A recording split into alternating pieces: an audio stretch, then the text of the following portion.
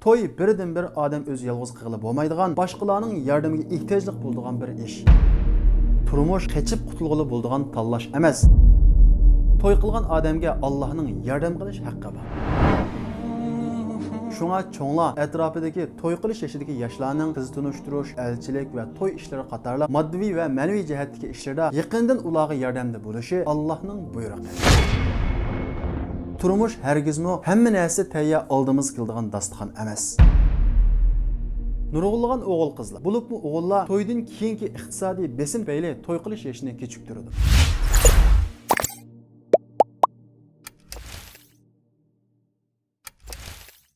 Tunji insoniyat Adam atamiz bilan Havo onamizning oila qurishidan boshlangan. Shuningdan boshlab toki hozir qadar erlar ayollardan, ayollar erlardan ayrilmadi. Ham bundan keyinmi ayrilmaydi. Chunki Alloh taolo tunji qatim Adam alayhissalomni yaratib, uning badanidan Havo onamizni yaratgan. Ya'ni ayollar erlarning bir qismi. Erlar ayollarsiz chalib o'tgan kamtuk binoga o'xshaydi. Ayollarmi erlarsiz mukammal bo'la olmaydi. Ayol nikoh orqali aslidagi bir butun holatiga qaytadi. Ammo navbatdagi jamiyatda o'g'il qizlarning kundan kunga to'y qilish yoshining kechikib menayotganligini his qilamiz. Bu masalaning keyniga mundaq bir qancha sabablar yoshiringan. Birinchisi, to'y qilmoqchi bo'lgan o'g'il qizning qarshtirab qo'ygan talabining o'lchamining yuqori bo'lishi. Bo'libmi o'g'illar olmoqchi bo'lgan qizlarga nihoyat yuqori o'lcham va talablarni qo'yib oladi. Masalan, olmoqchi bo'lgan qizning o'qigan bo'lishi, chiroyli bo'lishi, nasablik bo'lishi va yoshi kichik bo'lishi deganga o'xshagan bir qancha qizlarda topiladigan sifatlarning hammasini bir qizga qo'yib oldida, ko'ngildagida qiz topolmay to'y qilish yoshidan o'tib ketadi. Yoshi yo'g'ingan sari shartlarni tushirishga majbur bo'lsa-mu, ammo nurg'ulg'an fursatlar qo'ldan ketgan bo'ladi. Aslida mayl o'g'il bo'lsin yoki qiz bo'lsin, qarshi qo'ygan o'lcham va shartlarning qanchasi menda bor, men qanchalik odam doim qarshi taraf menga azimdu yoki azimimdu emas, men qarshi tarafga azimdim yoki azimimdim, buni o'ylab baqish kerak. O'zida bo'lmagan mukammallikni qarshi tarafga qo'ymasligi va qarshi tarafning farishta emas inson ekanligini unutmaslik kerak. Xulosa qilib aytgan vaqtimizda mayl o'g'il bo'lsin yoki qiz bo'lsin, qarshi taraf qo'ygan o'lchamni reallikqa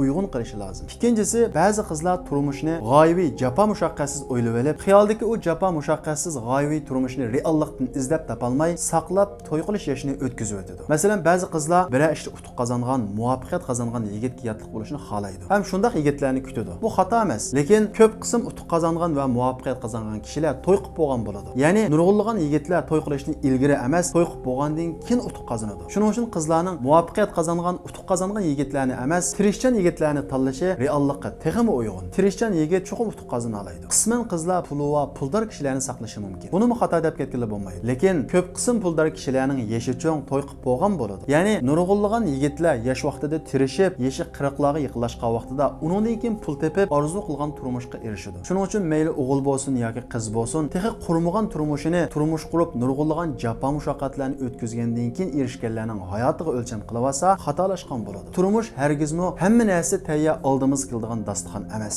Turmush o'g'il qiz birlikda yang turib qurib chiqadigan bir qurilish. Uchinchisi, ba'zi o'g'il qizlar to'y qilish orqali qisman erkinligining cheklanishi va o'zi yaxshi ko'rgan ba'zi ishlarni qilmasligidan ansirab to'y qilishni kechiktiradi. To'g'ri, biz to'y qilgandan keyin ba'zi erkinligimizdan voz kechishga to'g'ri keladi. Xohlagancha xohlagan yerga bora olmaymiz, chunki biz to'y qilgandan keyin bir kishilik odam bo'lmaymiz. Har ikki tarafning manfaatini ko'zlab harakat qilishga to'g'ri keladi. Ba'zi yaxshi ko'rgan ishlarimizdan voz kechamiz, ammo to'y qilib yana nurg'ulg'an narsalarga erishamiz. Bu hayotning tub qonuniyati. Yo'qitib erishimiz, erishib yo'qitamiz. Ammo biz to'y qilib erishgan narsamiz yo'qotgan narslarimizdan necha hasi ko'p bo'ladi. To'ydan sababi cho'nglarning ahamiyat berib bo'lmasligi yoki sal qarishi. Nurg'ulg'an yoshlar to'y qilish yoshiga yetgan bo'lsa-mu, ularning atrofida ularga yordamda bo'ladigan cho'nglarning bo'lmasligi va cho'nglarning bo'lgan taqdirdami ularga yordamda bo'lmasligi yoki sal qarish tufayli nurg'ulg'an yoshlarning to'y ishi kechikib ketmoqda. To'y birdan bir odam o'zi yolg'iz qilib bo'lmaydigan, boshqalarning yordamiga ehtiyojli bo'ladigan bir ish. Shunga cho'nglar atrofidagi to'y qilish yoshidagi yoshlarning qiz tunishtirish, elchilik va to'y ishlari qatorli moddiy va ma'naviy jihatdagi ishlarda yaqindan ularga yordamda bo'lishi Allohning buyrug'i. Alloh taolo Qur'on Karimda va ankihul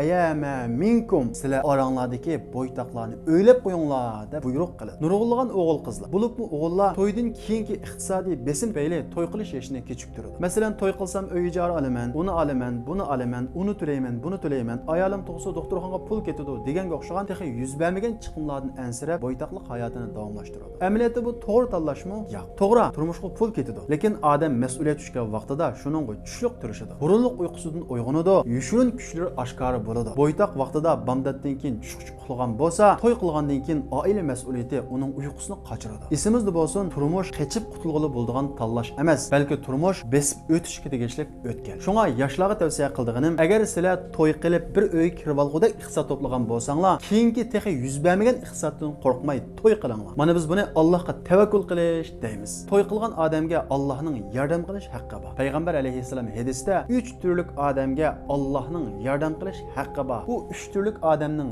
birisi an-nakihullazi yuridul ifaf, axloqini saqlay, bitimni himoya qilay deb to'y qilgan odam. Shuning uchun Alloh taolo Qur'on Karimda aniq qilib yakunu fuqara yughnihimullohu min fadli, to'y qilmoqchi bo'lgan o'g'il qizlar kambag'al, yo'qsiz bo'lsa, Alloh taolo ularni o'z fazlidan boy qiladi, behojat qiladi. Ya'ni ularning kambag'alligi, yo'qsizligi ularni to'y qilishdan to'sib qo'ymasin deydi. Payg'ambar alayhissalomdan naql qilingan bir hadisda iltamisur rizqa bin nikah, sizlar rizqni nikoh orqali, to'y qilish orqali talab qilinglar deydi. Buyuk olim sahobalardan biri bo'lgan Abdulloh ibn Mas'ud sizlar mol dunyoni, boylikni nikoh orqali, ya'ni to'y orqali izlanglar deydi. Real dunyo qaraydigan bo'lsaqmi, puldorlar, pul topganlar va muvaffaqiyat qozonganlarning ko'pinchisi to'y qilganlar. To'y qilishning moddiy jihatdan boshqa salomatligimizga nurg'un foydasi bor. Harvard universitetining e'lon qilgan bir bayonotida to'y qilmaganlarning to'y qilganlarga qaraganda sog'lomlik nisbati tuvan bo'ladi. Masalan, to'y qilmaganlarning to'y qilganlarga qaraganda yurak kasalligiga giribtor bo'lish nisbati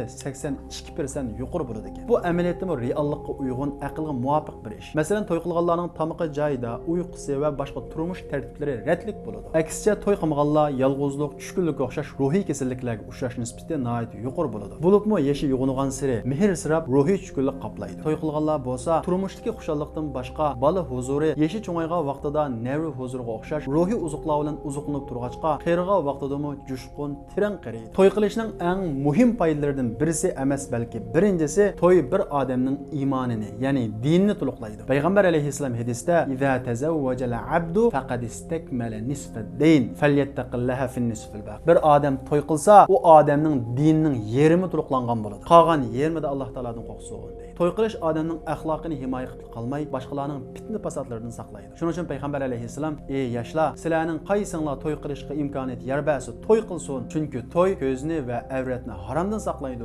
deydi. Undaqda qancha yoshda to'y qilsak muvofiq, to'y qilishning aniq vaqti bo'lmaydi. Chunki bu odamdagi fiziologik talab. Bu bir odamdan yana bir odamga o'xshamaydi. Agar siz o'zingizni haromdan saqlashda qiynalsangiz va axloqiy jihatda buzilib ketishni ansirsangiz va ruhiy jihatda tushkunlik va yolg'izlikqa mubtalo bo'lgan bo'lsangiz, sizga to'y qilish farz bo'lgan bo'ladi. Ammo jamiyatimizda to'y qilishni kechiktirgan bir qism o'g'il qizlar bor. Ularning to'y qilishni kechiktirishi yuqorqi sabablarning hech qaysi emas, balki ulardagi o'qishga bo'lgan ishtiyoq va ilmga bo'lgan o'zidagi fidokorlik tufayli ularning to'y qilish yoshi kechikib ketgan. Ularning bu xil o'qishga bo'lgan hirismanligi va fidokorligini taqdirlashga va madhiyalashga arziydi. Masalan, Ibn Taymiya, Imom Buxoriy va Said Nursiga o'xshagan nurg'ulg'an olim va mutafakkirlar islom xizmati uchun o'zini atab to'y qilishga vaqt ajratolmay o'tib ketgan. Bularni madhiyalaymiz va taqdirlaymiz, lekin bu ishda ulardan ulgu olmaymiz. Chunki bizning ulgimiz payg'ambarimiz Muhammad alayhissalom. Payg'ambar alayhissalom: "Men sizlarning Allohdan eng qo'rqadigan, eng taqvoringlar. Men to'y qilaman. Kimki mening sunnatimdan, ya'ni bu to'y qilishning iborat bu sunnatimdan yuz o'raydi ekan, mendan emas" degan.